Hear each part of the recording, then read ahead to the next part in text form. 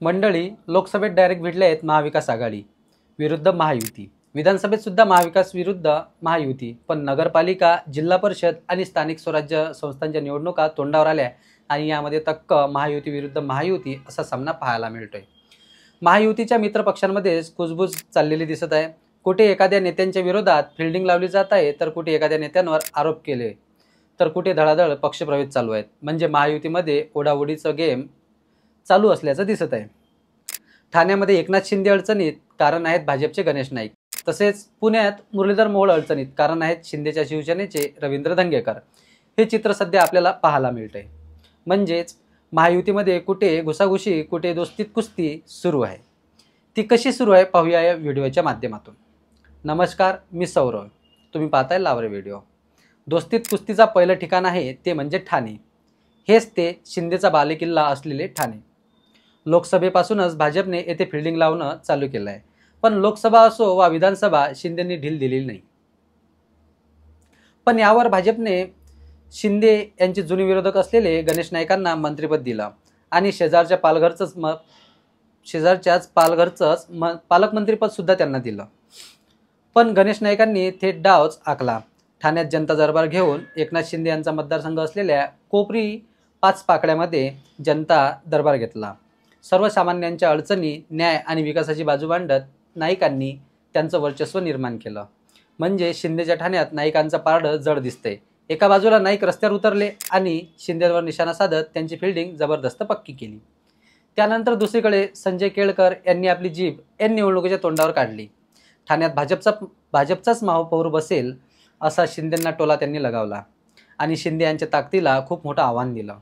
अशा अनेक कारणांमुळे अंतर्गत कुजबूज वाढायला लागली. नाईकांच्या जनता दरबाराची तक्रार पण फडणवीसपर्यंत पोहोचली. पण नाईकांचा जनता दरबार काही थांबला नाही. यावर शिंदेंच्याच बालेकिल्ल्यात शिंदेंना चढवल्या जात आहे आणि महायुतीतच शिंदेंचा गेम होतोय की काय, ह्या चर्चा सध्या भरारी घेत आहेत. ठाणेनंतर दुसरा नंबर लागतो तो पुण्याचा. ठाणे शिंदेंचा बालेकिल्ला तर पुणे भाजपचा बालेकिल्ला. यातच फडणवीस विरुद्ध अजितदादा असा सामना होईल अशी चर्चा होती. पण यामध्ये धंगेकरांच्या निमित्ताने शिंदेंच्या शिवसेनेची एंट्री झाली.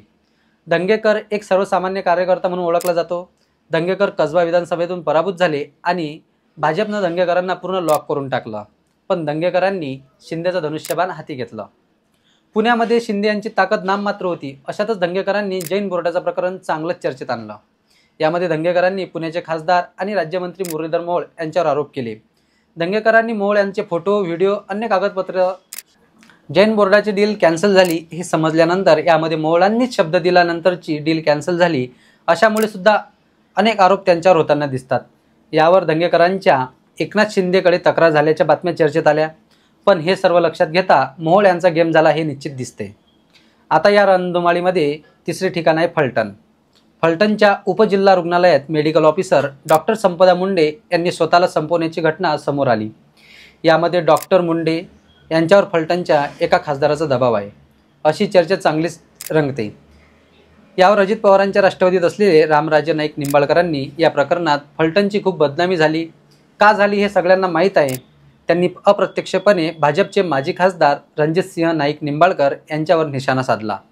नुकतीच आता फलटणमध्ये भूमिपूजन समारंभ झालेल्या देवेंद्र फडणवीस यांच्या सभेत जयकुमार गोरे आणि रणजितसिंह नाईक निंबाळकर या दोघांनी रामराजे निंबाळकर यांच्यावर निशाणा साधला आहे. यावर फडणवीस यांनी आपण सर्व रणजित नाईकांसोबत आहोत असं सांगितलं आणि रामराजे तसेच अजित पवारांचे राष्ट्रवादीला सुद्धा दम दिलाय. म्हणजे इथे भाजप विरुद्ध राष्ट्रवादी चांगलीच पेटली आहे. आता नंबर आहे रायगडचा. रायगडमध्ये अजित पवारांच्या राष्ट्रवादीचे तटकरे विरुद्ध शिंदेंची शिवसेना हा संघर्ष काही नवा नाही आहे. म्हणजे हा संघर्ष तटकरे विरुद्ध गोगावले असा आहे. इथे सुद्धा काटेची टक्कर पाहायला मिळते आणि हे सर्व पक्षप्रवेशातून सुरू असल्याचं दिसते. इथे तोंडावर निवडणुका येऊन पोहोचल्यात, त्यात महायुतीमधील मित्रपक्ष आपापला पक्ष मजबूत करण्याच्या मागे लागलेत. दुसरीकडे सोलापूरमध्ये स्थानिक स्वराज्य निवडणुकीच्या तोंडावर राष्ट्रवादीच्या नेत्यांना गडाला लावण्याचं काम भाजपचे जयकुमार गोरे करत आहेत. यासोबतच नंदुरबार, नाशिक, धुळे, अकोला, अमरावतीमध्ये सुद्धा पक्षप्रवेशाची कुजबूज चालू आहे. कुठे विषय सर्वस्वाचा आहे, कुठं वर्चस्वाचा आहे, कुठे स्वबळाचा आहे, तर कुठे विरोधकांचा आहे. पण हे सर्व लक्षात घेता विरोधकांचा सुद्धा धीरे धीरे गेम होताना दिसत आहे. तर मंडळी, तुम्हाला काय वाटते? महायुतीमधील अंतर्गत पक्षातील वाद किती टोकाला जाते यावर तुमचे मत कमेंट बॉक्समध्ये जरूर लिहा आणि असेच महत्त्वपूर्ण व्हिडिओ बघण्यासाठी लावरे व्हिडिओ चॅनलला सबस्क्राईब करा.